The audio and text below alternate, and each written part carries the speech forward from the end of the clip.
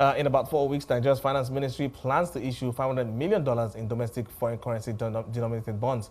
Meanwhile, traders at Access Bank say that the market is witnessing improved offers across the bond curve, particularly on the mid to long dated maturities, with emphasis on the May 2023 and June 2023 papers. Senator Audu, the Treasury Team Member at Access Bank, joins me now for more on the markets. Thank you so much for your time today, Senator. Let's first get to the announcements coming from the finance ministry there about the $500 million domestic foreign currency bonds.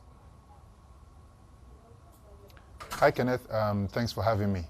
So as you rightly said, the finance minister disclosed that the federal government is looking to issue about $500 million in domestic FX bonds.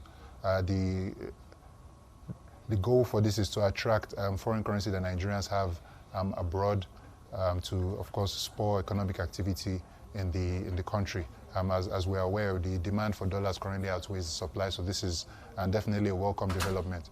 With regards to the terms for this transaction, we do expect that in due course we will begin to receive more specifics on the terms that this bond will carry. But our speculation at the moment is that the bond should be for a tenure of between 5 to 7 years, and we expect the yield to be in the mid to high single digits.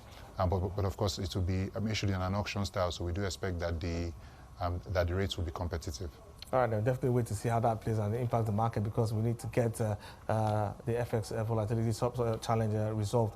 But let's get into other stories here, and let me get the run through of how the market has been this week, especially around the liquidity. So opening the week, we saw liquidity figures print at just above 100 billion. But on Tuesday, we saw the balance of FAC inflows come in. So we did see the liquidity numbers improve. By the end of the week, or yesterday, we saw opening liquidity numbers print at above 200 billion.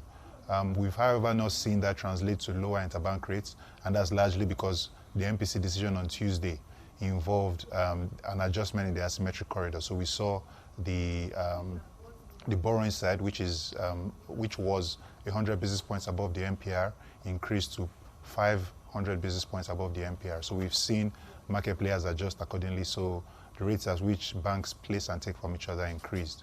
So we saw adjustments in rates from beginning the week at about 25–24%, and closed yesterday at about 26–27%.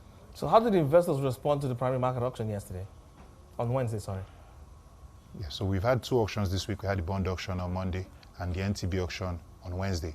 At the NTB auction, the DMO offered about 277 billion. We saw an oversubscription at that auction. We saw subscription at over 100 billion, at about 374 billion. But the DMO stuck to his guns and sold exactly what was on offer, about 277 billion.